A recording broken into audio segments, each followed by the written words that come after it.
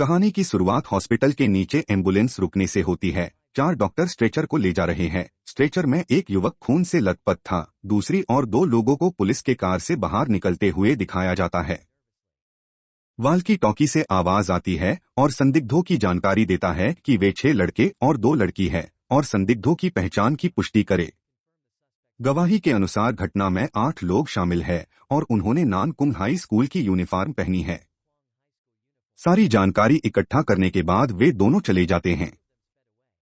किसी को नहीं पता क्या हुआ, लेकिन विक्टिम पिटा गया वो पहचाना नहीं जा सकता और अपराधी सेकेंडरी छात्र है। यह स्पष्ट रूप से केवल स्कूल की लड़ाई नहीं है। विक्टिम ने लगभग अपनी जान गंवा दी थी। सेयोंग जो हॉस्पिटल के बीएड में पड़ा है, वो आंखें खोलता है और उसके सामने एक महिला है। वो अपने आप को सेयोंग की आंटी होने का दावा करती है। शायद उसे इस हद तक प्रताड़ित किया है कि उसके मन में डर बस गया है। उसे डरावने चेहरे नजर आते हैं। सेयोंग को दौरा पड़ने लगता है। उसकी आंट डॉक्टर को बुलाती है। सुई लगाने के बाद वह शांत हो जाता है। सेयोंग जो 9 महीने से कोमा में है, फिर से कोमा में चले जाता है। सेयोंग के वापस जागने पर उसकी आंट उसे बताती है उसके कोमा के दौरान क्या क्या हुआ। वो बताती है कि उसके माता पिता ने न्याय के लिए सब कुछ किया और उसके दोषियों को भारी कीमत चुकानी पड़ी है। उन्होंने मुकदमे दर्ज किए और कई लोगों के हस्ताक्षर मांगे पर और नतीजा उतना अच्छा नहीं निकला। उसके बारे में सारे पोस्ट पुलिस ने हटा दिए और अधिकारियों ने उन पर ध्यान नहीं दिया। आखिर में उन लोगों को 8 मिलियन मुआवजा और स्कूल से निकाल दिया और उसके पिता इतने दुखी थे कि उन्होंने खुदकुशी कर ली। गसोलिन से इतना सुनने के बाद सेयोंग अपना गुस्सा रोक नहीं पाता और रोने लग जाता है। जब उसके पिता जल रहे थे, उसकी माता ने उन्हें गले लगा लिया और दोनों जल के मर गए। उनका अंतिम संस्कार 2 महीने बाद है। इसके बाद पब्लिक का दबाव इतना बढ़ गया कि पुलिस और अधिकारी कितना भी अनदेखा करने की कोशिश करे पर कर नहीं पाए। उन बुल्लिस को 6 महीने से बढ़कर 8 महीने, फिर 10 महीने और फिर 1 साल और अंत में 2 साल की जुवेनाइल डिटेंशन हुई और उनके माता पिता को पब्लिक से माफी मांगनी पड़ी। उन्होंने पब्लिक कॉन्फ्रेंस करके माफी मांगी। हालांकि ऑनलाइन साइट में अभी भी उन लोगों को माफ नहीं किया है और वो सुसाइड की वीडियो शेयर करते रहते हैं। इतना सब होने के बाद पब्लिक को खुश करने के लिए राष्ट्रपति भी सेयोंग के साथ आए और अखबार में यह पूरी खबर छापी और पूरे देश ने देखा। सेयोंग के बिल्डिंग के नीचे एक एजेंट नए रेंट में रहने वाले औरत को बताता है, कोई परेशानी हुई तो हमारे मैनेजमेंट ऑफिस को संपर्क करना। वह महिला कहती है, अभी अभी आए हैं, क्या हमें ओनर से नहीं मिलना चाहिए। एजेंट तुरंत मना कर देता है और बताता है कि कोई भी परेशानी हो वे एजेंट को बताए और बताता है कि आप छत में भी नहीं जा सकते क्योंकि ओनर वहां रहता है और वह अजनबी लोगों से नहीं मिलना चाहता।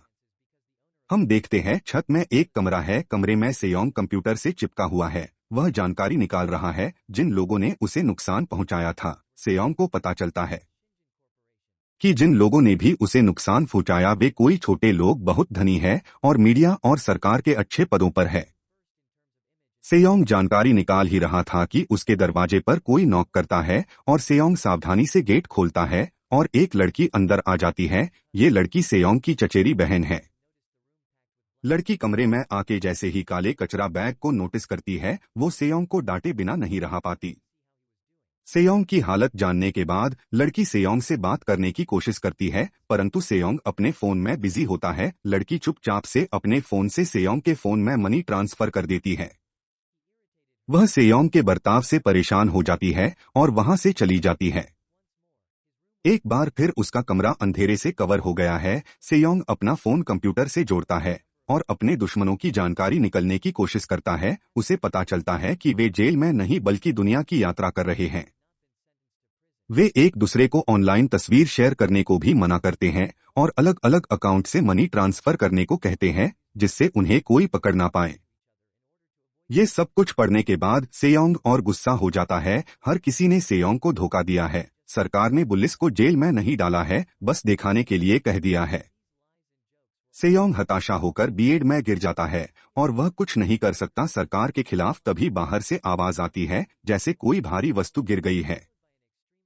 सेयोंग धीरे धीरे बाहर की तरफ जाने लगता है। सेयोंग डरा हुआ है। उसे बुल्लिस की याद आती है। हिम्मत जुटाकर वह गेट तक आ जाता है और अपने गेट पर लगे 5 और 6 लॉक खोलकर बाहर देखता है।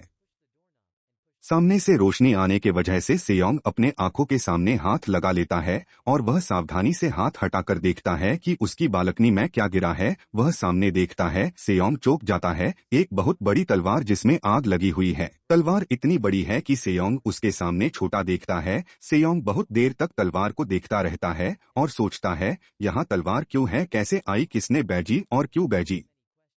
उसे कुछ समझ नहीं आ रहा है। कंफ्यूजन में वह इतना तेज चिल्लाया कि उसकी आवाज सड़क तक चली गई। बहुत देर तक कुछ समझ न आने के बाद सेयोंग वापस कमरे में जाने लगता है।